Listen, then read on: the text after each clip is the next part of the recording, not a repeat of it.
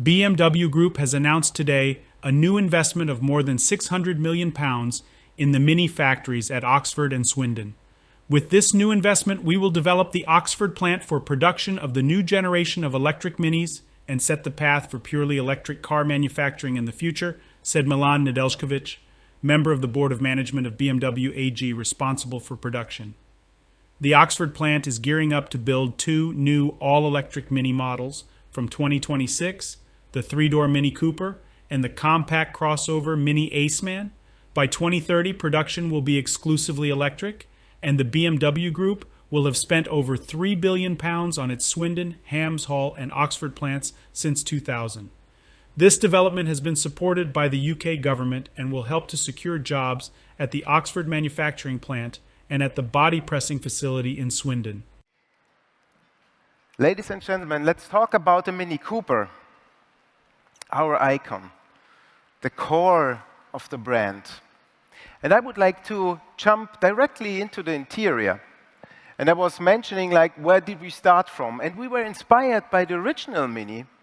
And again, the three elements were there. And we proved ourselves with this morph you're going to see, is if we achieve that kind of simplicity. Yes, the steering wheel became much smaller, more sportier in terms of, getting this kind of go-kart feeling. The display, OLED display, state-of-the-art display, and the toggle bar. And the rest of the surfaces are clean and calm, more a canvas. It's vegan, by the way, but what's more important is that we were using knitted textiles for the dashboard, but as well for the doors. And in this image, you see what I mean with analog embraces digital. It's the combination. You're suddenly seeing a projection on the dashboard. So it's something happening, and you don't know at the first moment where it comes from. It's magic somehow. And in the movie, you've seen different kind of displays, and we are talking about different experiences, different experience modes in the future. And it's up to you, up to us as customers to choose, depending on our mood, whether you go sporty, or we want to calm down using the balance mode, or want to be pushed back into the beginning to 60s. And there's one mode out of 8, which is my favorite. It's the personal mode. It's the mode where every one of us can take a picture of scenery, a car, a cat, obviously, hopefully a Mini, cat, dog, whatever you want to, and load it up right into the core of our new Minis. Let's zoom out. Let's have a look at the exterior. And again, the same exercise, looking into the original one, trying to understand the proportions. Where are the headlights? Where's the grille? And in this tiny little car, let's say the entire front was a big grille. But what we did, we modernized it. We increased it in size, obviously. And talking about the front first, about the design, you see that, again, what I mentioned, we reduced the amount of elements, no frames anymore, just one thin grille frame, which, by the way, is now the chrome is replaced by, we call it vibrant silver, much more subtle in its color. And the rest is pretty clean, almost closed, since we're talking about an electrified Mini. My favorite perspective is that one, the bonnet. And it showcases this kind of, attention to, let's say, highly emotional surfaces, but then combined with some crisp, precise lines in order to showcase that we are talking about a really modern and a high-quality Mini. Let's flip to the side. The Mini Cooper is all about proportions. And yesterday, Rauno, we were talking about overhangs, and you said the shorter it is, the better it is. I fully agree. And what we achieved is we were able to shorten our new Mini Cooper slightly compared to the predecessor, but we increased the wheels and we increased the wheel size in order to gain more space inside. And that's, again, something we call creative use of space. Something that we kept as, let's say, a traditional kind of language, we kept the contrast roof, the greenhouse, and the body has a three-way division, so we call it. But the rest of the body is like really clean. No plastic around the wheel arches anymore, which we call spats. No indicators in the body, they are in the mirrors, and flush door handles. That's it. So when we are driving behind our new Mini, how does it look like? So let's jump into the rear. First of all, again, it's the connection to the road. We say like, okay, how does the greenhouse sit on the shoulder, sit on the body? How is the connection to the road? And what you see is a straight line from the shoulder to the road, which we call stance. It has a stance, it has a certain width. And in terms of design, reduced. Something new, you see the shape of the taillights is different. It's connected to our grab handle. In the grab handle, you will find then the letter Cooper or Cooper S, and that's it. Talking about the taillights, a few years ago, we invented the union check, and it became iconic. So we said, okay, that's something that's important for our customers, let's keep it. But we made one step ahead. We decided to give our customers the chance to choose between 3 different signatures. There's a classic signature with the union check in the rear. There's the favored one, which kind of enhances each of our characters. You see it in the Cooper. Or the John Cooper Works signature, which shows much more focus in the front, and again, kind of underlines this verticality in the rear, the stance, the connection to the road. And this will be available not just for the Mini Cooper. Every new Mini family member, every character will have this kind of matrix lights in the front as well as in the rear. Talking about characters, so from our iconic character to a different one, the Mini Countryman. It's the biggest family member. It's a family car. And that's what we wanted to show. And it starts directly in the front. So what you see is it has a certain presence which was important for us. The shape of the headlights, more defined, more precise. The grille frame, actually similar to the Cooper. It's not hexagonal anymore, but octagonal. Slightly bigger, obviously. And some elements that are kind of emphasizing the vertical kind of impression. And again, the bonnet, well sculptured.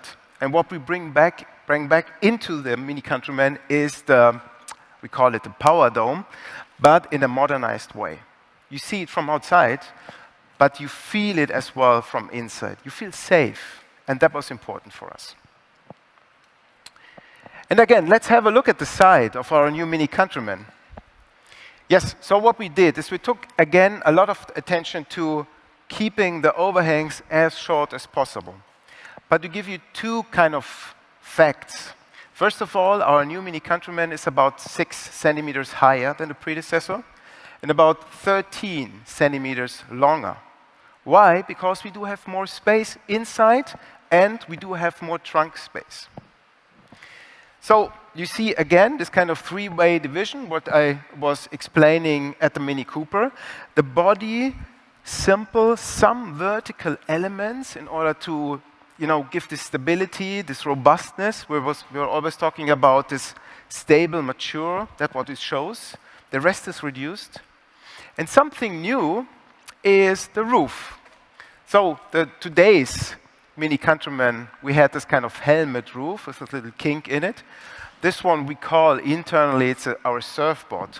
And what does it for us, for the proportions? It's important because it stabilizes, there's a direct connection to the rear wheel, it stabilizes the entire rear of the car, makes it even, let it make appear even more compact. And this was important. And it's our canvas for the trims, for John Cooper Works, the classic trim, the favored, or in the future maybe for an edition that we're going to have. And there will come many editions. Let's turn the car virtually. Let's have a look at the rear. And again, it's kind of this vertical focus, narrow, tall tail lights, really precise. The trunk lid, clean, just the Mini logo and the letter, that's it. We took out the number plate and placed it in our, we call it flush integrated bumper. And this, from our perspective, kind of lifts up the perception of value a lot. Now, please follow me towards the interior. And I would like to ask the colleagues to turn down the lights a little bit.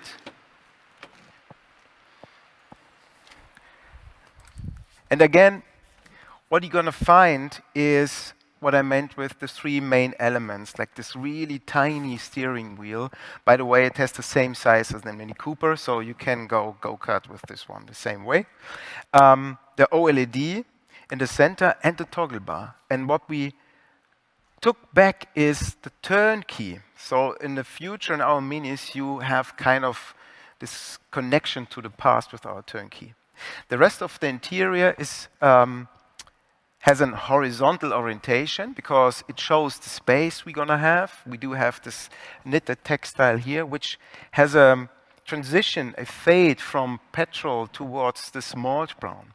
And back again, some vertical elements as the vents or the door handles, which kind of are having the reference towards the exterior. And one proof point for you, so it's not just in PowerPoint, I would like to show you going into the go-kart mode, for instance. So what you see is the character of the car is changing. The lights are changing, the pattern on the dashboards are flipping to a different pattern. And in the center display, you will have all the information you need for a sporty drive. This, ladies and gentlemen, it's not just about design. I believe it was the joint interplay with engineering, with marketing. These are fantastic products in terms of drivetrains, quality. And there's one colleague who is able to explain it even better than I'm able to. I would like to welcome Stefan Flöck on the stage. Stefan.